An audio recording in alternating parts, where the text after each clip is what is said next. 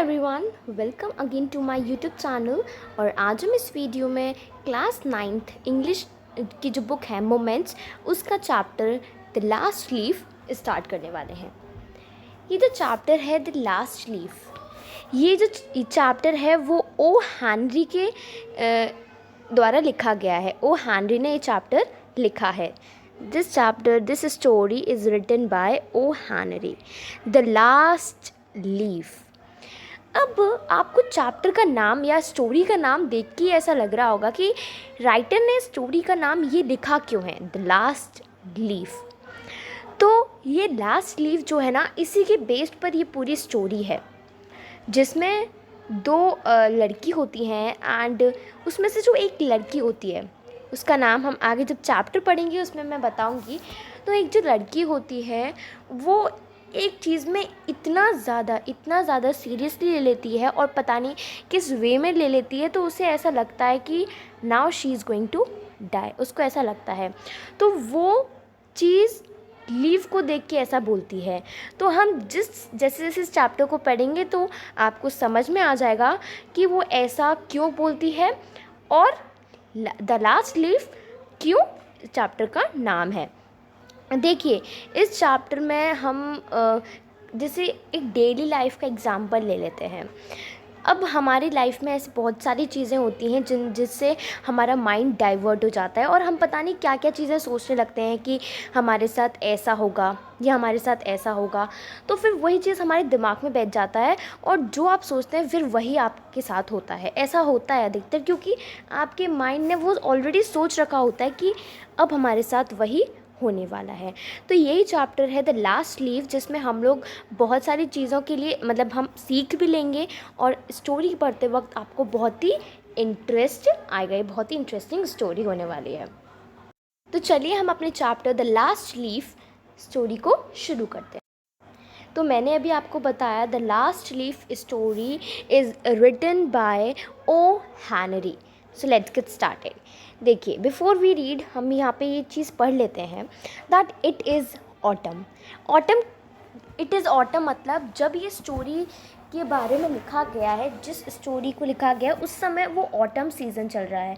मतलब autumn season वो season होता है जैसे सारी लीव्स जब ग्रो हो जाती हैं एंड जब लीफ शेड होने लगती हैं, जब लीफ झड़ने लगती हैं, पतझड़ आ जाती है, तो उसको कहते हैं ऑटम सीज़न। तो ऑटम सीज़न चल रहा है।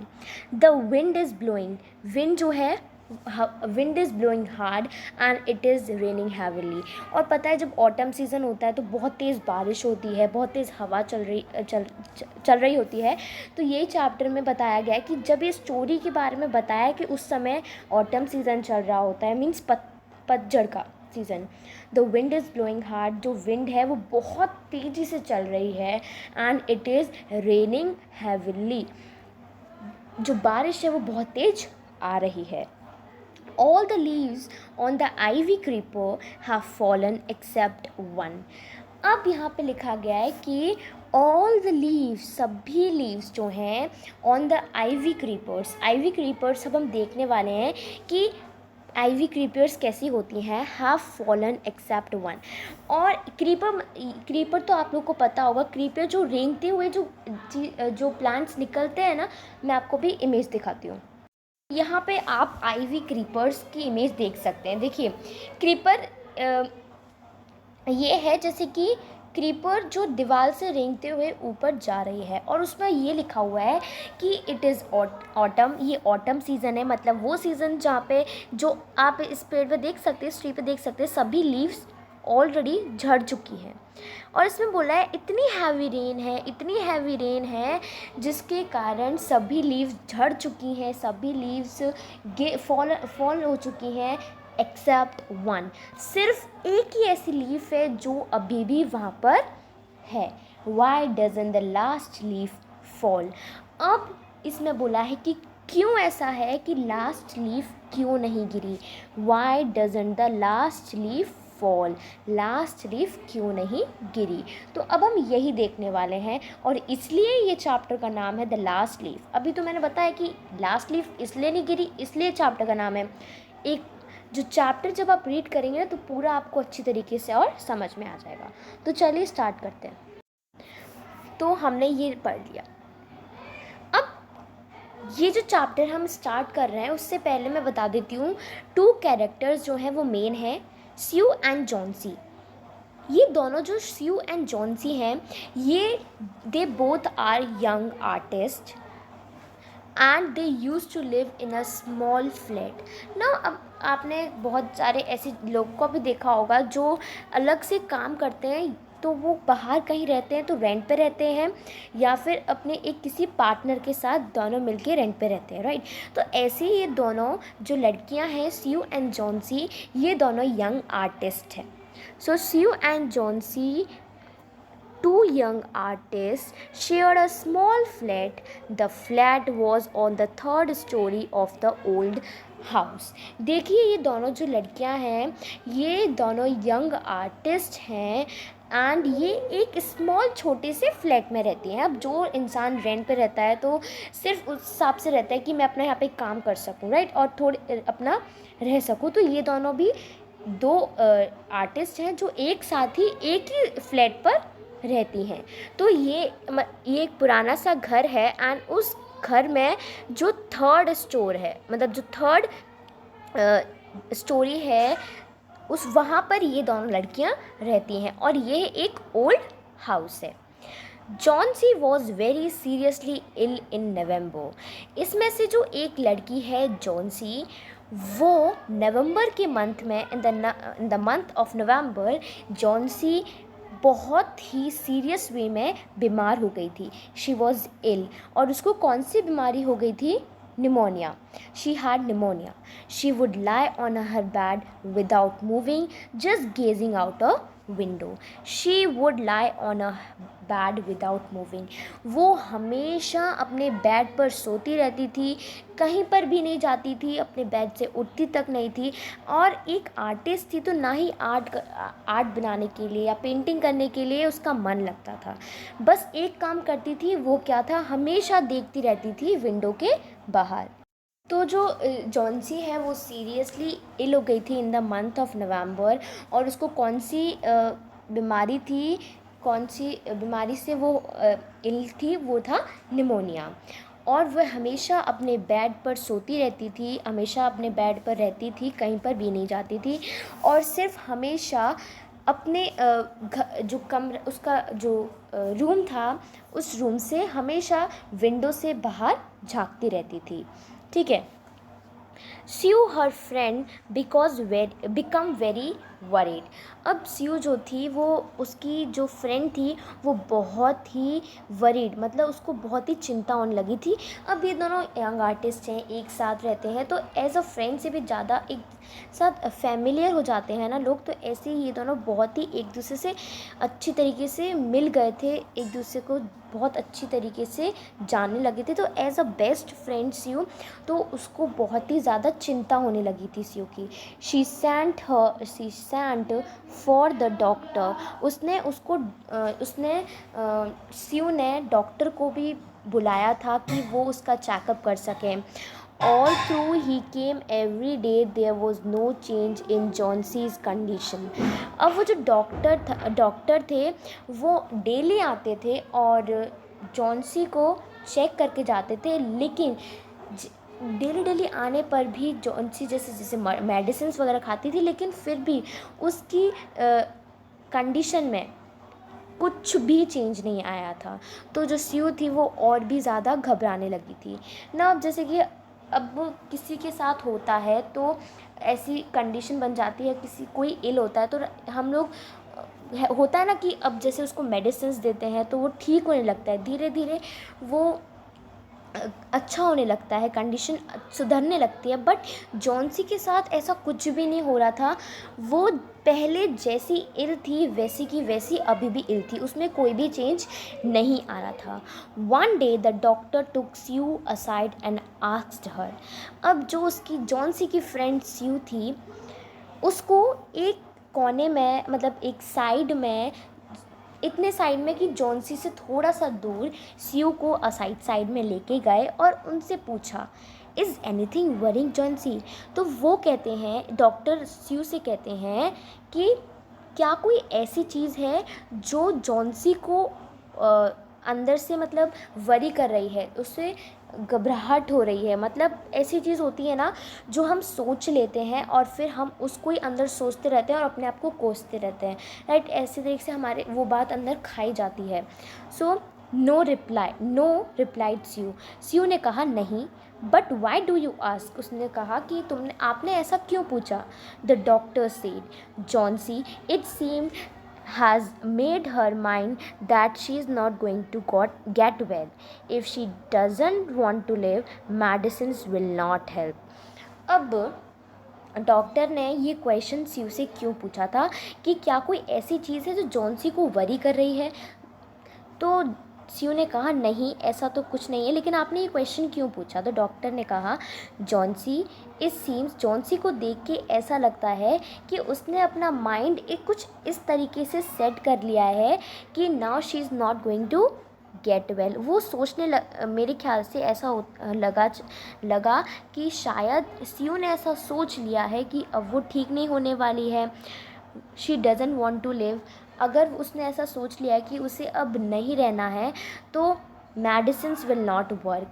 तो मेडिसिन्स, आप कितनी भी मेडिसिन्स दे दो या उसको सच में वो सही कर देती है, अगर उसने सोच लिया कि अब उसे नहीं रहना तो मेडिसिन्स कोई हेल्प नहीं कर सकती, medicines will not help her ना। अब मैं आपको एग्जांपल देती हूँ, जैसे कि एग्ज़ाम या टेस्ट का हम लोग सोचते हैं कि हमारे एग्ज़ाम्स आने वाले हैं, that we have to prepare a well. लेकिन उस समय हमारा माइंड इस तरीके से होता है कि हम लोग ये बोलते हैं कि देखो मैं तो बिल्कुल अच्छा नहीं हूँ पढ़ाई में, मेरा फ्रेंड अच्छा आ जाएगा एंड मेरी जो फ्रेंड है वो अच्छे मार्क्स लाएगी, मैं बिल्कुल अच्छा नहीं लाऊंगा या लाऊंगी एवरीथिंग। तो उस समय से आप उस तरीके से अपना माइंड को सेट कर लेते हैं, फिर उसी वे में आपके जो मार्क्स आते हैं ना, तो ऐसी फिर उस तरीके से आते हैं जैसा आपने सोचा होता है। भले उस सोचने के बाद आप कितनी भी मेहनत कर लो, लेकिन जो आपके दिमाग में आप पहले सोच चुके हो ना, वो आपके दिमाग में हमेशा रहेगा। तो इसलिए जिस तरीके से आप सोचोगे वैसा ही आपके साथ होगा। इस तरीके से जॉन्सी के साथ ही यही हुआ था कि डॉक्टर ने ये पूछा था क्या कोई ऐसी चीज़ है जो जॉन्सी को वरी कर रही है, लेकिन सच में कुछ ऐसी चीज़ थी जॉन्सी को वरी कर रही थी। वो आगे चल के हम देखेंगे। तो डॉक्टर ने कहा अगर उसने ऐसा सोच लिया है, उसने ऐसा अपना माइंड सेट कर लिया है कि अब वो सही नहीं होने वाली है, तो और उसने सोच लिया है कि दैट उसको नहीं रहना, तो मेडिसिन कुछ हेल्प नहीं कर पाएंगी। तो जो जॉन्सी है उसने ऐसा अपना माइंड बना लिया था। Sue tried her best to make Johnsy take an interest in things around her. अब उसकी जो फ्रेंड थी स्यू, वो वैसे ही उतना घबरा गई थी, उसको इतनी टेंशन होने लगी थी, शी वॉज वरीड। तो वो उससे जितना हो सके इतना कोशिश करती थी कि वो किसी भी चीज़ में अपना इंटरेस्ट ला सके जो उसके आसपास है। She talked about clothes and fashions, but Johnsy did not respond. तो स्यू जॉन्सी का माइंड डाइवर्ट करने के लिए उससे क्लॉथ्स और फैशंस के बारे में बात करने लगी। और जैसे कि ये दोनों आर्टिस्ट थे, तो वैसे ही आर्टिस्ट को क्लॉथ्स और फैशन के बारे में बहुत ही अच्छा लगता है बात करने में। लेकिन जॉन्सी ने कुछ भी रिस्पॉन्ड नहीं दिया। Johnsy continue to lie still on her bed. लेकिन वो वैसी की वैसी जैसे पहले लेटी हुई थी, अभी भी अपने बेड पर लेटी हुई है। Sue bought her drawing board into Johnsy's room and started painting. अब जो स्यू है वो अपना ड्राइंग का बोर्ड, मतलब एक स्टैंड होता है ना जिसमें ड्राइंग बोर्ड रखा रहता है, वो जॉन्सी के रूम में लाती है और वहाँ पे पेंट करना स्टार्ट कर देती है। वो सोचती है शायद जॉन्सी का माइंड डाइवर्ट हो जाए। To take Johnsy mind off her illness she whistled while working. अब जॉन्सी का माइंड डाइवर्ट हो कि वो बीमार है, ऐसा ना सोचने से बढ़िया है कि उसका कहीं माइंड डाइवर्ट हो जाए। तो जॉन्सी उसका माइंड डाइवर्ट कराने के लिए शी रिसल्ड वाइल वर्किंग, वो जैसे जैसे पेंटिंग कर रही थी वो रिसल कर रही थी, मतलब सीटी बजा रही थी। Suddenly Sue heard Johnsy whisper something. Suddenly जैसे जैसे वो रिसल कर रही थी, लेकिन अचानक से सीयू ने सुना कि जो जॉन्सी है, मतलब जो लड़की इल है, वो कुछ ना कुछ विस्पर कर रही है, मतलब वो अपने मन में कुछ कह रही है, बड़बड़ा रही है। कुछ लोग होते हैं ना जो मन में बड़बड़ाते रहे। तो जॉन्सी ने देखा कि जो सीयू है वो विस्पर कर रही है, मतलब मन ही मन में कुछ कह रही है, वो कुछ बोलना चाह रही है। I think she quickly rush to the bed and heard Johnsy counting backward. तो जो सीयू है वो क्विकली जल्दी उसके बेड पर जाती है और देखती है कि जो जॉन्सी है, मतलब देखती है और सुनती है कि जो जॉन्सी है वो बैकवर्ड काउंटिंग गाती है। बैकवर्ड काउंटिंग जैसे हम लोग गाते हैं 1 2 3 4 5 6, तो ये जो सीयू है वो बैकवर्ड काउंटिंग कह रही थी, मतलब 100 99 98 97। तो उसने सुना शी विस्फर्ड, उसने सुना कि वो क्या कह रही थी, 11 then 10 then 9 then 8 and then 7। वो कह रही थी 10 9 8 7 6 करके, तो लास्ट 7 तक फिर उसने सुना। Sue anxiously looked out the window. तो ये जो काउंटिंग कर रही थी ना बैकवर्ड, वो किस चीज़ को देख के कर रही थी? She was looking out the window and saying, वो विंडो के बाहर देख के ये काउंटिंग कर रही थी, जैसे कि 12 then 11 then 10 then 9 then 8 and 7। ठीक है, तो जब सीयू अचानक से एंजियसली बाहर देखती है विंडो के, तो विंडो के बाहर क्यों देखती है? वो विंडो के बाहर देख के काउंटिंग करती है। She saw an old ivy creeper, उसने एक ओल्ड आइवी क्रीपर को देखा था, climbing half way up brick opposite their window. अब जैसे कि जहाँ पे उनका घर था, जहाँ पे जॉन्सी का बेड था और जहाँ से वो हमेशा खिड़की से बाहर देखती रहती थी, तो वहीं पर वो काउंटिंग कर रही थी बैकवर्ड्स। तो वहीं से उसने देखा था कि उसके जो अपोजिट, मतलब जो सामने वाली विंडो है, वहाँ पे आइवी क्रीपर्स को देख रही थी। जो ब्रिक की वॉल थी ना, उस वो आधे से ज़्यादा क्रीपर इतनी ज़्यादा बड़ी हो चुकी थी। In the strong wind outside, the creeper was shedding its leaf। अब जैसे मैंने बताया कि it was a autumn season, तो वहाँ की जो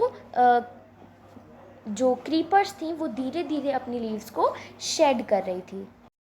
आप इस इमेज में देखिए कि ये जो जॉन्सी है वो यहाँ पे बैठी हुई है एंड शी इज़ जॉन्सी, जो विंडो के बाहर, दिस इज़ द विंडो, जो विंडो के बाहर देख के बैकवर्ड काउंटिंग कर रही है, 12 11 10 9 8 7। तो उसने उसके जो सामने जस्ट अपोजिट वाली जो ये जो घर था, यहाँ पे उसने देखा जो वॉल ब्रिक से बनी हुई है, वहाँ पे आइवी क्रीपर्स पर ऐसा हो रहा था कि जो लीव्स है ना वो शेड होने लग गई थी, मतलब धीरे धीरे झड़ने लग गई थी। अब आपने सोचा होगा कि वह ऐसा अपोजिट काउंटिंग क्यों कर रही है? अपोजिट काउंटिंग इसलिए कर रही थी क्योंकि वो ये चीज़ गिन रही थी धीरे धीरे कि जैसे जैसे लीव गिरती जा रही थी उतने धीरे धीरे वो काउंट करती जा रही थी। जैसे 11 लीव बची, एक गिर गई तो उसने 10 कहा, देन 9 कहा, देन लास्ट 7 तक पहुंच गई, तो 7 लीव्स अब बची हैं। अब वो और ऐसे ऐसे आगे काउंट करेगी।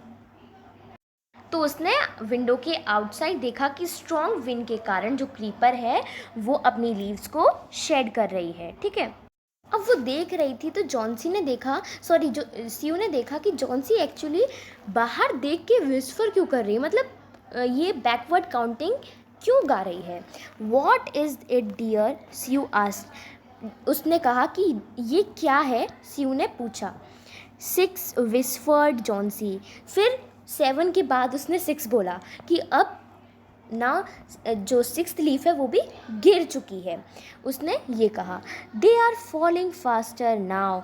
अब जॉन्सी ने कहा कि ये धीरे धीरे तेज़ी से फॉल हो रही हैं। जॉन्सी सीयू से कहती है कि देखो धीरे धीरे ये सभी लीव्स गिर रही हैं, फॉल हो रही हैं। 3 days ago there were almost 100 leaves। वो कहती है कि मैंने देखा था और यहाँ पे 3 दिन पहले कम से कम 100 लीव्स थी। There are only 5 leaves। अब देखो जैसे 3 दिन बीत गए तो अब यहाँ पे सिर्फ और सिर्फ 5 लीव बच गई हैं।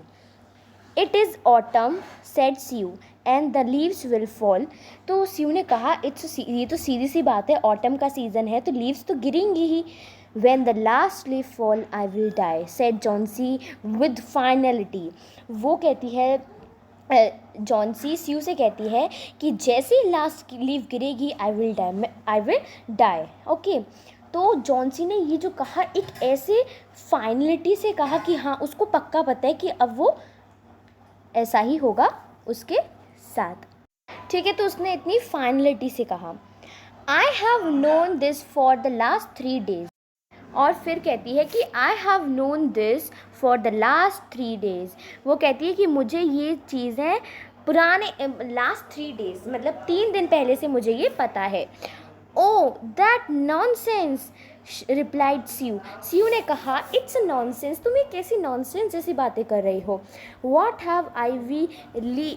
Have old ivy leaves to do with your getting well.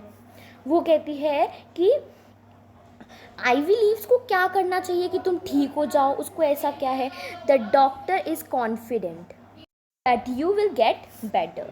तो वो स्यू उसका मतलब जज्बा बढ़ाने के लिए वो कहती है कि डॉक्टर है वो कॉन्फिडेंट है कि तुम ठीक हो जाओगी, लेकिन तुम ऐसा क्यों सोच रही हो कि जैसे वो लास्ट लीव गिरेगी दैट यू विल डाई, ऐसा क्यों सोच रही हो। पर डॉक्टर इज़ कॉन्फिडेंट, डॉक्टर बिल्कुल कॉन्फिडेंट है कि तुम बिल्कुल ठीक हो जाओगी। Johnsy did not say anything. Johnsy ने कुछ नहीं कहा। Sue went and bought her a bowl of soup. अब जॉन्सी ने कुछ नहीं कहा, तो फिर जो स्यू है वो जाती है और उसके लिए एक सूप लेके आती है, सूप की बोल लाती है।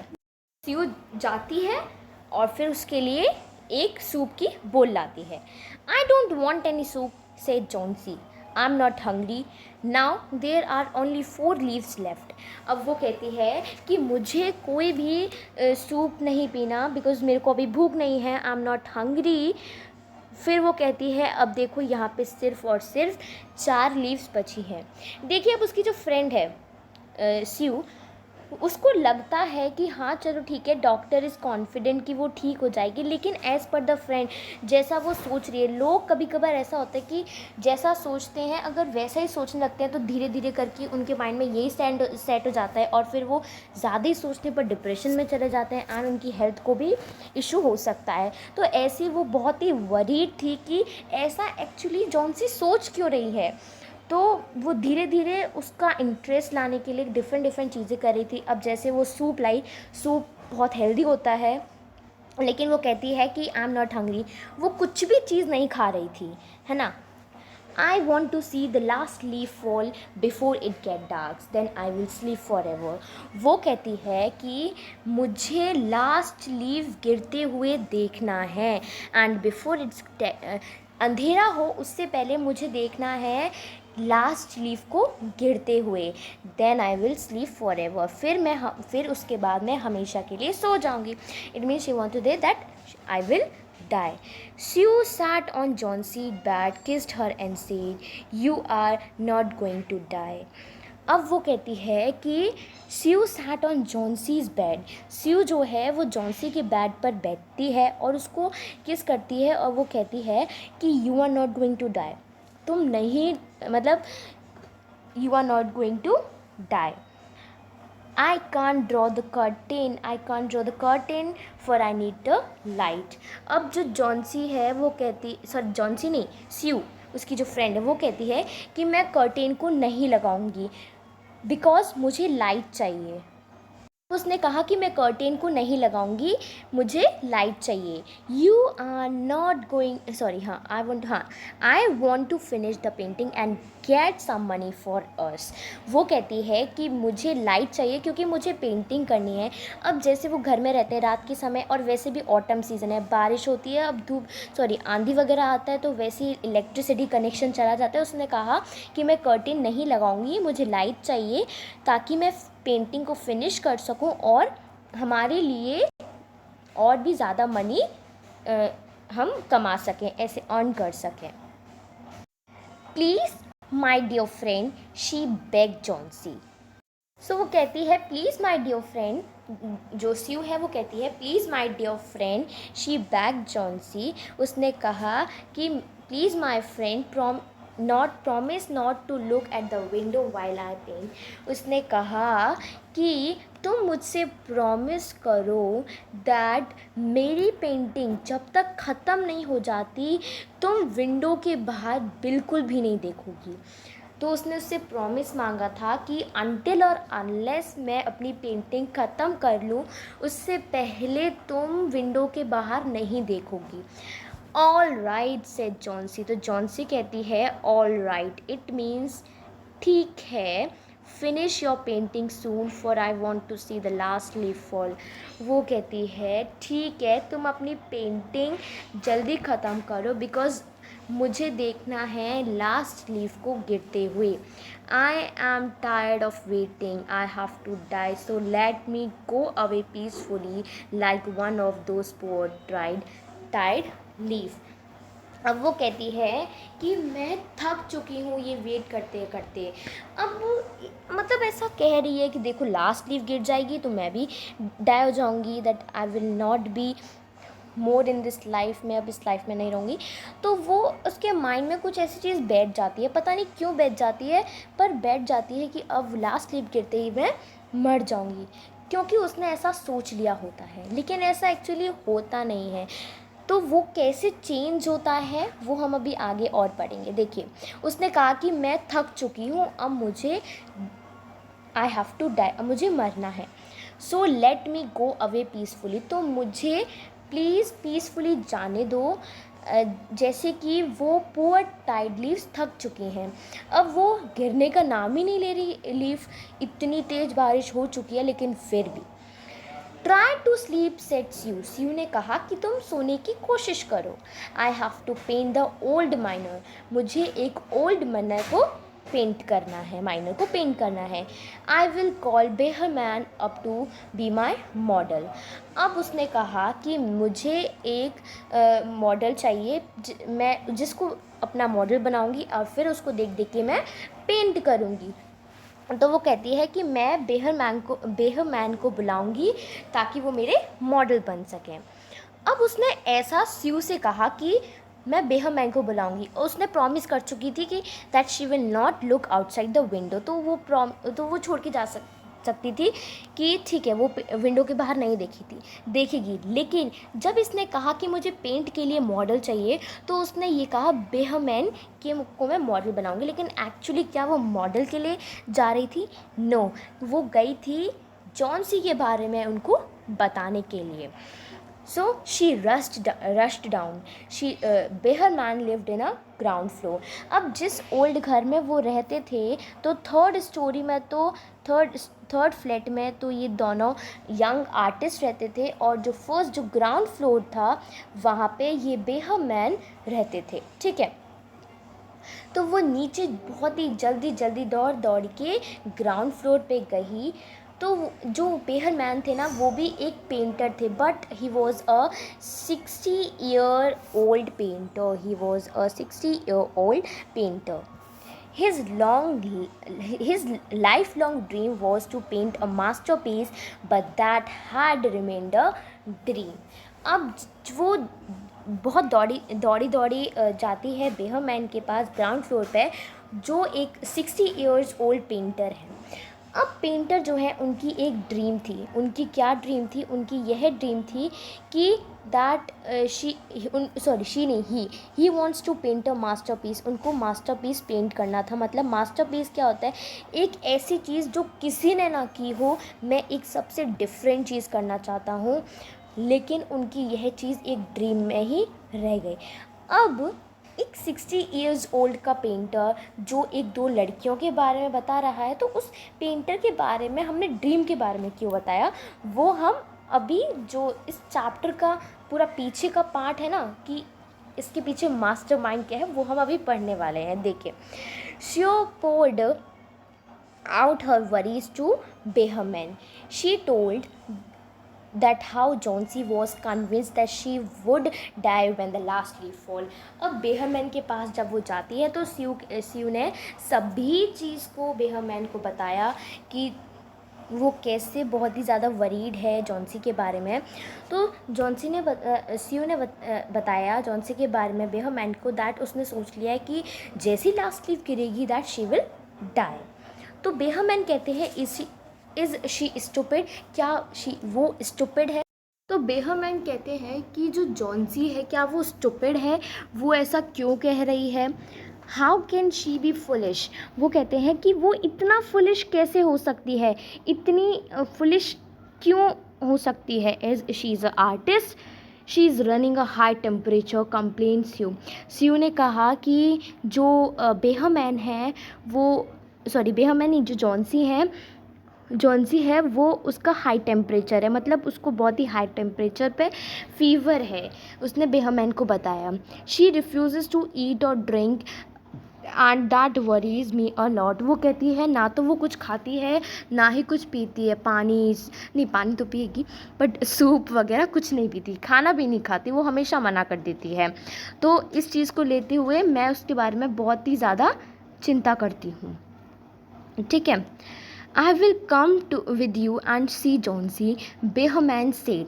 बेहमैन कहते हैं कि मैं तुम्हारे साथ आऊँगा और जॉन्सी को देखूँगा। दे टिपटोड इन टू द रूम, वो टिपटो मतलब जो टो की टिप पर चलते हैं ना, वैसे धीरे धीरे चल रहे थे, बिकॉज जॉन्सी सो रही थी और ये नहीं चाहती थी कि सियो की उसकी नींद खुल जाए, बिकॉज एक तो उसके माइंड में ऐसी चीज़ बैठ गई थी जो बहुत ही ज़्यादा टेंशन के लिए थी। तो Johnsy was sleeping. Sue drew the curtain together and they went to the next room. अब उसने मना किया था ना मैं कर्टेन नहीं लगाऊंगी, तो जब जॉन्सी सो गई तो सियो ने कर्टेन्स लगा दिए एंड वह दूसरे रूम में चले गए। She peeped out through the window. There was only one leaf on the creeper. सियो ने विंडो के बाहर देखा और देखा कि अभी भी वहाँ पे वन लीफ है। It was raining heavily and I icy old wind was blowing. जब सियो ने देखा कि इतनी तेज़ बारिश, इतनी हेवनली बारिश हो रही है और इतनी ठंडी हवा चल रही है, लेकिन फिर भी अभी तक वह एक लीफ नहीं गिरी। It seem as though the leaf wouldn't fall any minute now. अब सियो सोचती है कि मेरे ख्याल से कि अब ये किसी भी समय किसी भी मिनट पर गिर सकती है, लेकिन ये सिर्फ सियो देख रही होती है, जॉन्सी नहीं। अगर जॉन्सी ने देखा होता तो वो अभी तक सोती नहीं। तो सियो कहती है बेहमैन डिड नॉट से अ वर्ड।